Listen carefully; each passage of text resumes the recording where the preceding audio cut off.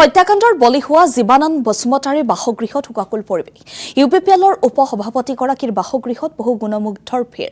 উপস্থিত BTC coordination কমিটিৰ কেন্দ্ৰীয় সভাপতি নিৰঞ্জন ব্ৰহ্ম। এটা সজাতি দল উপস্থিত হৈ পৰিয়াললৈ গভীৰ সমবেদনা জ্ঞাপন কৰে। দোষীৰ কঠোৰ শাস্তিৰো দাবী কৰি সকলোৱে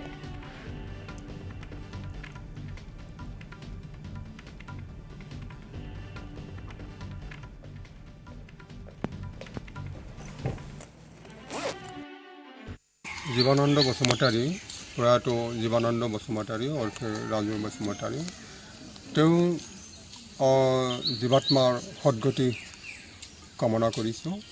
শান্তিত থাকক স্বৰ্গত আৰু সসন্তপ্ত পৰিয়ালবৰ্গলৈ সমবেদনা জ্ঞাপন কৰিছোঁ। অল আছাম ট্ৰাইবেল সংঘ বিটিডি কোঅৰ্ডিনেশ্যন কমিটিৰ ফালৰ পৰা আমাৰ দাবীটো একেই। আমি সংবাদ মাধ্যমত দেখিবলৈ পাইছোঁ যোৱাকালি এটা 2 ঘণ্টীয়া ধৰ্ণা কাৰ্যসূচী হৈ গ'ল। বিভিন্ন দল সংগঠন আৰু সকলো শ্ৰেণীৰ ৰাইজ সমবেত হৈ ধৰ্ণা কাৰ্যসূচী অংশগ্ৰহণ কৰিছে বিজনীত। আমি খুবেই ভাল পাইছোঁ আৰু সকলোৰে দাবী এটাই যে যিসকলে হত্যাকাৰী ক্ৰিমিনেলসকলে কঠোৰতম শাস্তি পাব লাগে, সেইটোকে দাবী কৰিছে সকলোৱে আমি দেখিবলৈ পাইছোঁ। আমাৰ ট্ৰাইবেল সংঘৰ দাবী একেই দাবী, যিসকলে এই